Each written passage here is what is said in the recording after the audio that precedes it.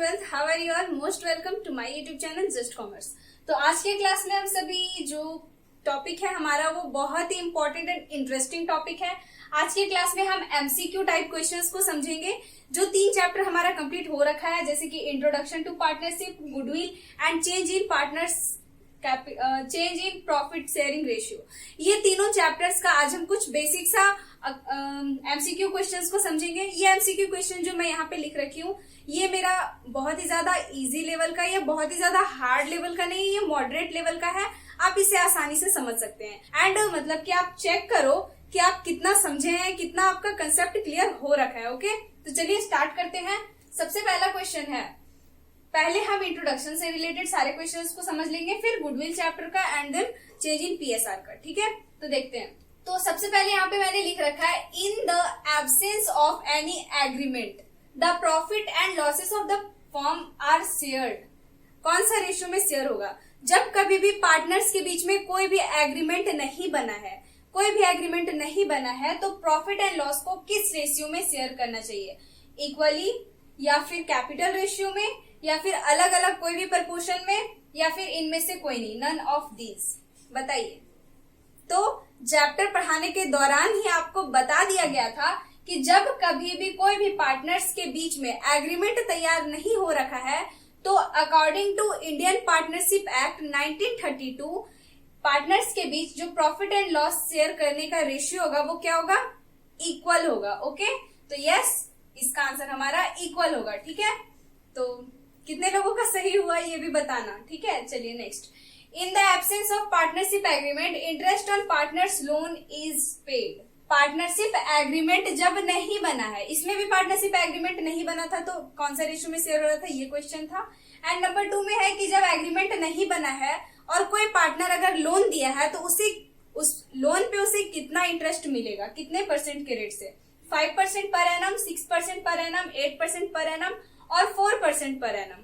तो यस, जब कभी भी एग्रीमेंट नहीं बना है, जितना भी रूल बना है वो कहां से बना है? तो इंडियन पार्टनरशिप एक्ट 1932। ओके, कहां से मैं बता रही हूँ? तो ये सारे हमारे इंडियन पार्टनरशिप एक्ट 1932 में लिख रखा है। क्वेश्चन बन सकता है कि पार्टनरशिप से रिलेटेड रूल्स जो है वो कहाँ लिखे गए हैं, तो वो इंडियन पार्टनरशिप एक्ट 1932 में लिखा गया है। ओके, तो ये बात याद रखना है। इससे रिलेटेड मैं क्वेश्चन नहीं बनाई हूँ, बट आप याद रखना। ठीक है, next. The interest on partners capital account is to be credited to. कहाँ क्रेडिट होता है? तो आपको ये क्वेश्चन में पूछ रहा है, क्वेश्चन नंबर 3 में, कि पार्टनर्स को जो पार्टनर्स का कैपिटल पे जो उसे इंटरेस्ट दिए जाते हैं। ठीक है, मतलब यहाँ पे ये है कि कोई भी पार्टनर अगर मतलब कि पार्टनर्स को अगर उसका कैपिटल पे इंटरेस्ट दिए जा रहे हैं, तो वो हम क्रेडिट साइड में दिखाते हैं। कौन सा अकाउंट का क्रेडिट में दिखाते हैं? पार्टनर्स कैपिटल अकाउंट का, प्रॉफिट एंड लॉस अकाउंट का, इंटरेस्ट अकाउंट का, या फिर नन ऑफ दिस। बताइए। तो प्रॉफिट एंड लॉस अकाउंट को अगर हम देख लें, तो प्रॉफिट एंड लॉस अकाउंट एक नॉमिनल अकाउंट है एंड नॉमिनल अकाउंट में सारे एक्सपेंस एंड लॉसेस को डेबिट करते हैं, सारे इनकम्स एंड गेन्स को क्रेडिट करते हैं। तो यहाँ पे जो कैपिटल पे पार्टनर को अगर इंटरेस्ट देना है, तो ये फर्म के लिए क्या एक्सपेंस है, तो इसे डेबिट में दिखाते हैं प्रॉफिट एंड लॉस अकाउंट में। तो प्रॉफिट एंड लॉस अकाउंट का तो क्रेडिट में नहीं होता, इसे क्रॉस करो, खत्म करो। देन है इंटरेस्ट अकाउंट। इंटरेस्ट अकाउंट तो इंटरेस्ट एक एक्सपेंस है। ओके, एंड तो रह गया क्या? Partners capital account. तो पार्टनर्स कैपिटल अकाउंट जब भी हम बनाते हैं तो क्रेडिट में ही दिखाते हैं इंटरेस्ट ऑन कैपिटल। क्यों क्रेडिट में दिखाते हैं? क्योंकि इससे पार्टनर्स का कैपिटल जो है वो इंक्रीज होता है एंड इंक्रीज होने वाली चीजें क्रेडिट में दिखाते हैं। तो यस, इसका आंसर हो जाएगा हमारा partners capital account. Okay, next. The interest on capital account of partners under fix capital method is to be credited to. मतलब कि अब इसमें पूछ रहा है कि जब पार्टनर्स का कैपिटल जो है वो फिक्स हो, ठीक है, जब पार्टनर का कैपिटल फिक्स होगा तो इंटरेस्ट ऑन कैपिटल जो है वो कहाँ दिखाएंगे? पार्टनर्स कैपिटल अकाउंट में, प्रॉफिट एंड लॉस अकाउंट में, इंटरेस्ट अकाउंट में और पार्टनर्स करंट अकाउंट। तो पार्टनर्स कैपिटल अकाउंट में जब फिक्स्ड कैपिटल मेथड से हम बनाते हैं, जब पार्टनर्स का कैपिटल फिक्स होता है, तो उसमें पार्टनर्स कैपिटल अकाउंट में केवल कैपिटल को ही दिखाया जाता है। कैपिटल, एडिशनल कैपिटल, या फिर जो कैपिटल इंट्रोड्यूस किए पार्टनर वो। ओके, या फिर प्रॉफिट एंड लॉस अकाउंट में तो सारे चार्ज एंड सारे चार्जेस को दिखाए जाते हैं प्रॉफिट एंड लॉस अकाउंट में। And interest on capital charge तो है नहीं, ये तो एप्रोप्रिएशन है एक, ठीक है। इंटरेस्ट अकाउंट में तो नहीं, इंटरेस्ट अकाउंट में नहीं दिखाया जाता। इसमें पार्टनर्स का पूछ रहा है, तो यस पार्टनर्स करंट अकाउंट में दिखाते हैं सारी चीजें। पार्टनर्स का कैपिटल अकाउंट में 2 अकाउंट बनता है ना, फिक्स कैपिटल मेथड में। फिक्स कैपिटल मेथड में 2 अकाउंट बनता है, पहला तो capital account and another is current account. Capital account में केवल कैपिटल को दिखाते हैं एंड कैपिटल, एडिशनल कैपिटल या जो कैपिटल वो लगाए हैं वो। एंड देन जो पार्टनर्स कैपिटल करंट अकाउंट होता है उसमें बाकी सारी चीजें दिखाते हैं, जैसे कि interest on capital, interest on drawing, salary, wages, ये सारे, ठीक है। ये हो गया। Next, in an ordinary partnership maximum number of partners can be, यानी कि एक साधारण सा पार्टनरशिप व्यवसाय में अधिक से अधिक कितने पार्टनर्स हो सकते हैं, बताइए। मैंने आपको ये बात बताया था। ऑप्शन है 10, 20, 50 और 30। तो yes the right answer is 50 persons हो सकते हैं, 50 पार्टनर्स हो सकते हैं, 50 से ज्यादा नहीं हो सकता। बाय द वे अगर 50 से ज्यादा हो रहा है तो फिर उसे कंपनी बना लेते हैं लोग, ठीक है। देन करंट अकाउंट क्या है? Current account is personal, real, nominal and none of these. तो करंट अकाउंट क्या बनाते हैं? कोई भी पार्टनर का करंट अकाउंट बनाते हैं। एंड पार्टनर्स का अकाउंट क्या होता है? पर्सनल होता है। तो यस करंट अकाउंट जो है वो पर्सनल अकाउंट है, तो पर्सनल हमारा राइट आंसर है। ओके, तो ये हमारा 1 से 6 तक है। आप इसका जल्दी से स्क्रीनशॉट ले लीजिए। अभी हम सभी इसे इरेज करेंगे एंड देन हम फिर 7 से फिर यहाँ पे नोट डाउन करेंगे। करीब 20 से लेकर के 20 प्लस आज हम सभी एमसीक्यू को समझने वाले हैं। ओके, तो आप जल्दी से इसका स्क्रीनशॉट ले लीजिए। ले लिया? आई होप कि आपने ले लिया। अब मैं इसे क्लीन कर देती हूँ एंड अब हम 6 के बाद 7 से स्टार्ट करते हैं। ओके, वेट, एक प्रॉब्लम यहाँ पे ये हो गया है कि मैं आपको क्वेश्चन नंबर 2 बता रही थी एंड मैं आपको क्वेश्चन नंबर 2 बताते बताते 3 में पहुंच गई। तो क्वेश्चन नंबर 2 में हमारा क्या है कि इन the absence of partnership agreement interest on partners loan, जब भी पार्टनरशिप एग्रीमेंट बंद रहे, मतलब जब भी पार्टनरशिप एग्रीमेंट नहीं हुआ है, तो उन्हें इंटरेस्ट ऑन लोन किस रेशियो में देने चाहिए? ऑप्शन है 5%, 6%, 8%, 4%। तो किस रेशियो में देना चाहिए? 6% पर एनम के रेशियो में। कौन से रेशियो में? 6% पर एनम। ओके, तो अब जाके हमारा 6 तक कंप्लीट हो रहा है। अब 7 स्टार्ट करते हैं। ओके, सो क्वेश्चन नंबर 6 के बाद अब हम क्वेश्चन नंबर 7 से समझते हैं। तो यहाँ पे हमारा क्वेश्चन को मैंने नोट कर रखा है, क्या है? Interest on partners capital is calculated on, यानी पार्टनर्स का कैपिटल पे जो इंटरेस्ट हम प्रोवाइड करते हैं वो इंटरेस्ट उनका कौन सा कैपिटल पे हम देते हैं? Eight the beginning, opening capital पे, एट द बिगिनिंग वाले कैपिटल पे, एंडिंग वाले कैपिटल पे, या फिर एवरेज कैपिटल पे देते हैं, या फिर इनमें से कोई भी नहीं। तो आप बताइए, जब भी कोई भी पार्टनर को हम इंटरेस्ट चार्ज करते हैं तो कौन सा कैपिटल पे करते हैं? वही कैपिटल पे करते हैं जो वो फर्म में इंट्रोड्यूस होने के टाइम पे, मतलब फर्म स्टार्ट होने के टाइम पे ही जो लगाते हैं। जो उनका जो ईयर स्टार्ट होता है, फाइनेंशियल ईयर, जो भी ईयर में वो अकाउंटिंग करते हैं, उससे उस स्टार्टिंग ईयर में जब वो लगाते हैं बिगिनिंग में, उस कैपिटल पे हम इंटरेस्ट प्रोवाइड करते हैं। तो इसका आंसर क्या हो जाएगा? Capital at the beginning. Okay, ये हमारा करेक्ट आंसर है। Then partnership agreement can be, partnership agreement कैसा हो सकता है? ओरल होता है, रिटन होता है, ओरल और रिटन दोनों हो सकता है, या इसमें से कोई भी नहीं हो सकता? बताइए। तो यस पार्टनरशिप एग्रीमेंट ओरल हो सकता है। रिटन, तो यस पार्टनरशिप एग्रीमेंट रिटन भी हो सकता है। इसीलिए हमारा करेक्ट आंसर होगा ओरल और written, option number C. Okay, B और ए और बी मत मार देना बेवकूफों की तरह। Okay, C. Then maximum number of partners in LLP are, LLP में अधिक से अधिक कितने पार्टनर्स हो सकते हैं? एलएलपी मतलब क्या होता है? एलएलपी का मतलब है limited liability partnership. Limited liability partnership मतलब अकॉर्डिंग टू लायबिलिटी के अकॉर्डिंग से पार्टनरशिप जो है वो लिमिटेड लायबिलिटी पार्टनरशिप में क्या होता है? तो लिमिटेड लायबिलिटी पार्टनरशिप एक ऐसा पार्टनरशिप बिजनेस है जो कि है तो पार्टनरशिप, बट उसके सारे काम जो है ना वो कंपनी के टाइप से होते हैं। ठीक है, सारे काम जो है वो कंपनी जैसे होते हैं एंड इसमें अनलिमिटेड पार्टनर्स हो सकते हैं। यस, लिमिटेड लायबिलिटी पार्टनरशिप में अनलिमिटेड पार्टनर्स हो सकते हैं। ओके, अभी आपको लिमिटेड लायबिलिटी पार्टनरशिप नहीं बताई हूँ, लेकिन जब मैं आपको बताऊंगी तो उसमें हमारा सारा कंसेप्ट क्लियर हो जाएगा। अभी के लिए बस याद कर लो कि लिमिटेड लायबिलिटी पार्टनरशिप में अनलिमिटेड पार्टनर्स होते हैं।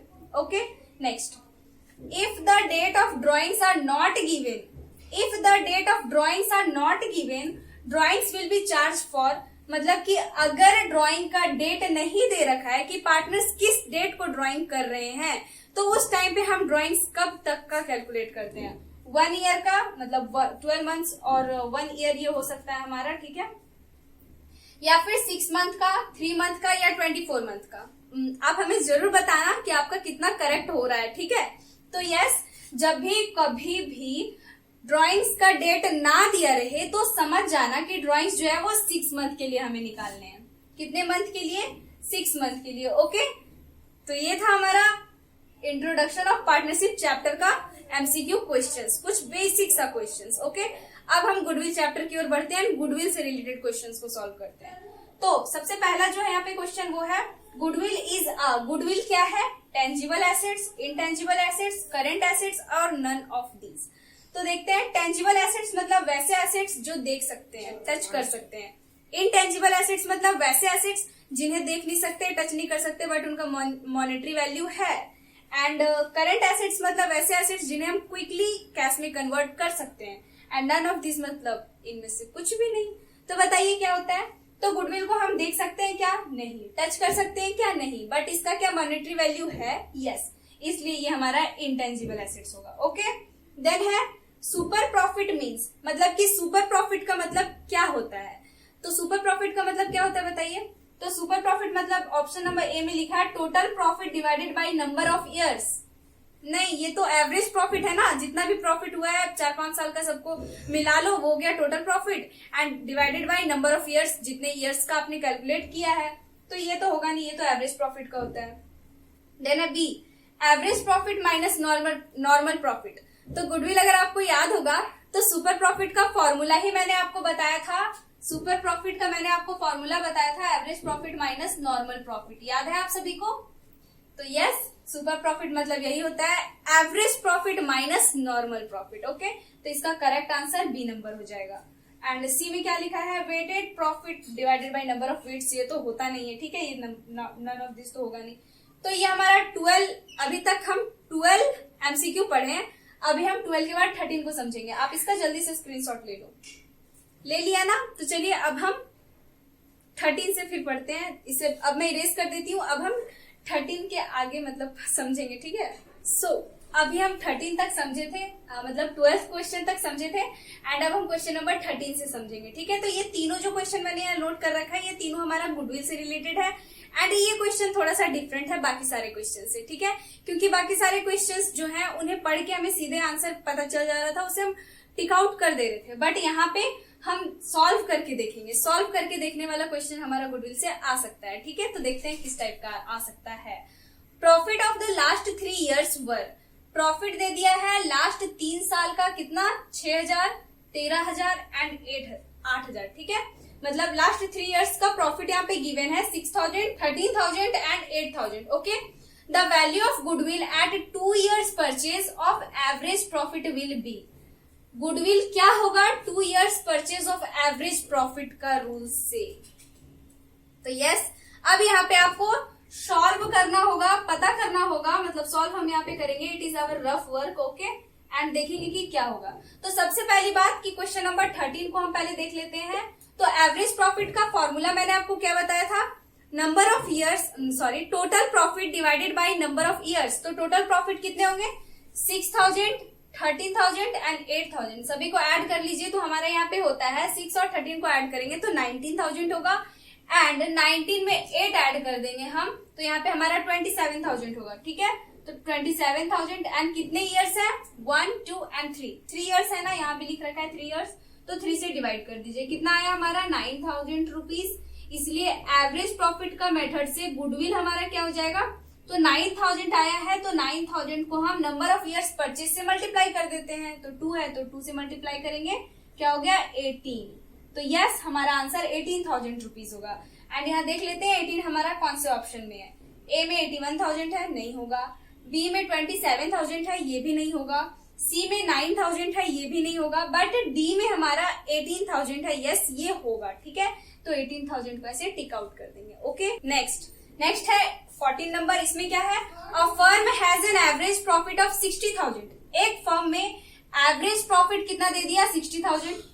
Rate of return on capital, normal rate of return कितना है, 12.5%।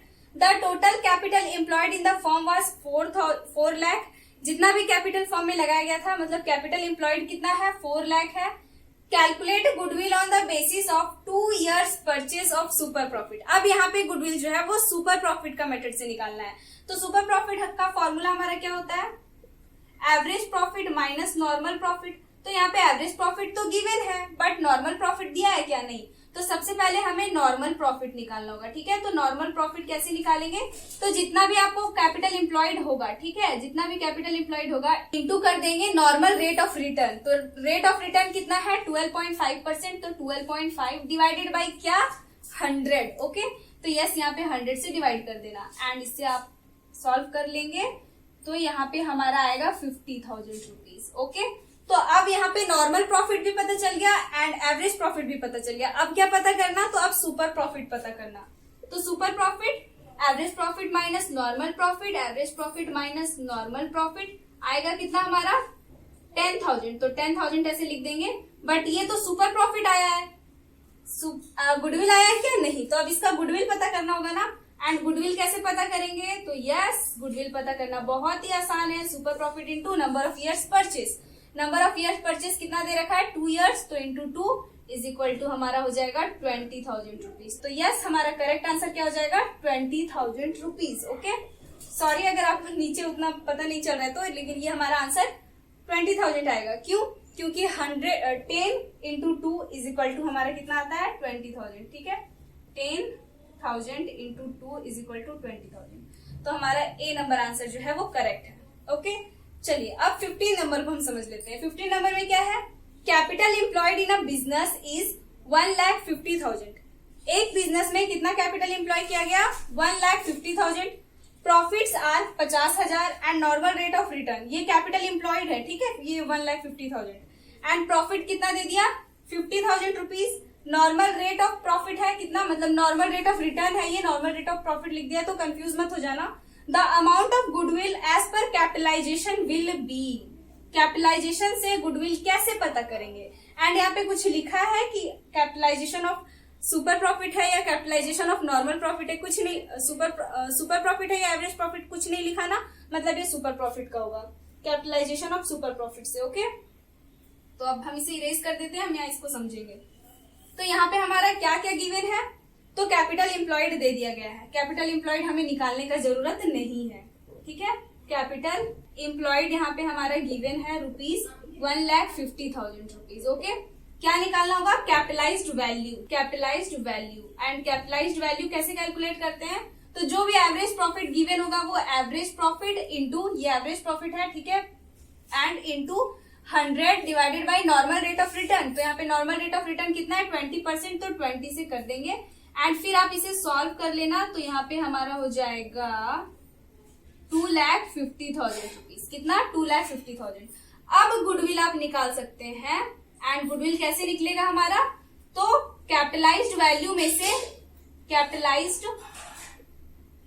वैल्यू में से माइनस कर देंगे कैपिटल एम्प्लॉयड। ओके, तो कैपिटलाइज्ड वैल्यू में से आप कैपिटलाइज्ड वैल्यू यानी 2,50,000 में से माइनस 1,50,000 हम कर देंगे, तो यहाँ पे हमारे पास आ जाता है 1,00,000 रुपीज। इसका मतलब कि जो गुडविल होगा यहाँ पे कितना होगा, 1,00,000 रुपीज का, ठीक है। 2,50,000 में ये माइनस कर देते हैं, ये ठीक है, ये दोनों का रिलेशन है। 1,00,000 आया तो ये डी नंबर हमारा आंसर हो जाएगा, 1,00,000।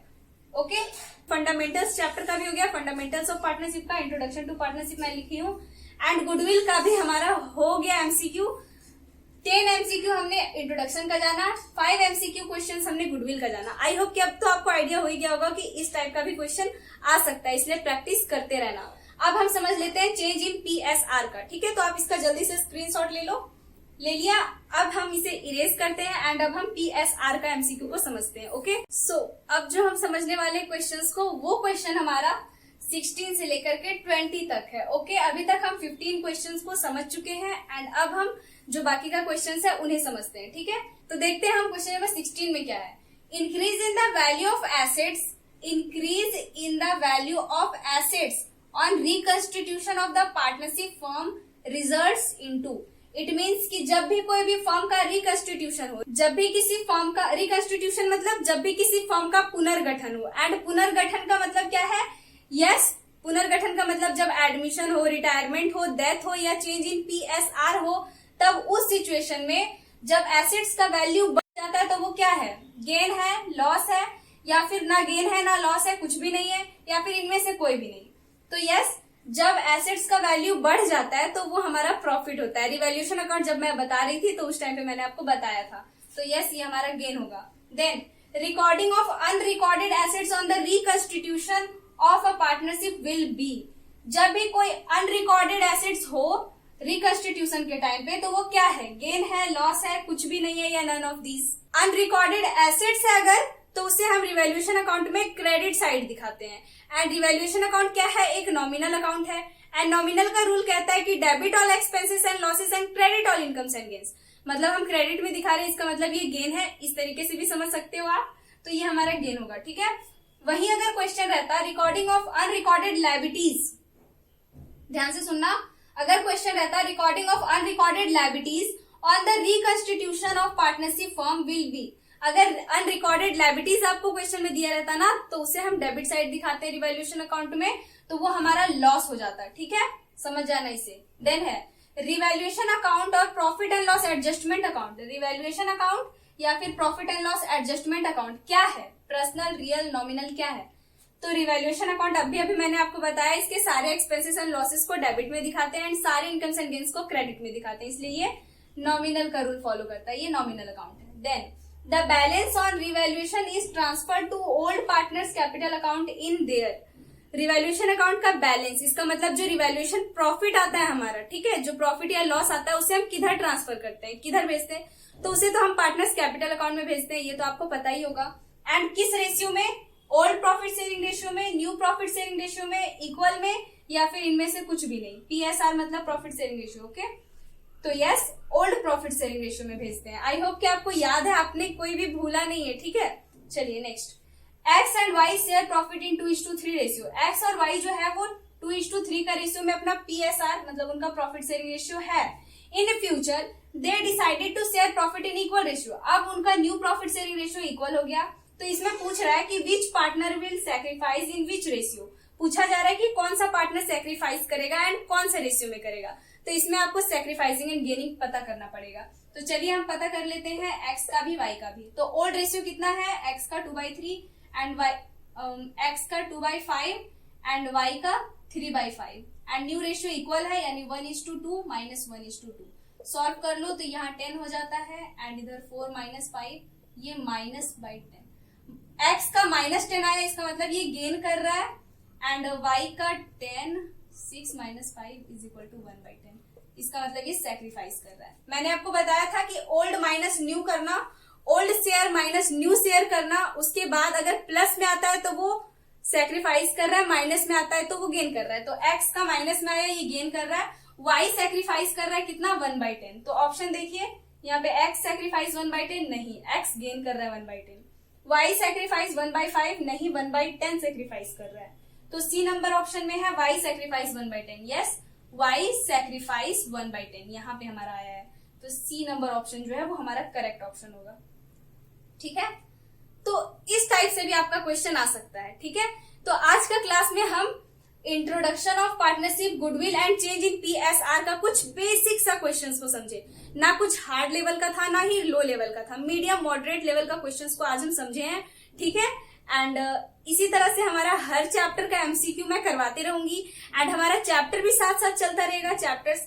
एंड सबसे मेन प्रॉब्लम जो है वो है आपका सेल्फ स्टडी। आप अच्छे से अगर अपने बुक का सेल्फ स्टडी करेंगे तो सारे क्वेश्चंस आपसे सॉल्व हो जाएंगे। ठीक है, मतलब सेल्फ स्टडी सिर्फ बुक लेके बैठना नहीं है, एक्चुअल में माइंड लगा के सेल्फ स्टडी करना है। ओके, तो यहीं पे हमारा आज का क्लास खत्म होता है। मिलते हैं आपसे नेक्स्ट क्लास में एडमिशन ऑफ पार्टनरशिप का न्यू चैप्टर के साथ, ठीक है?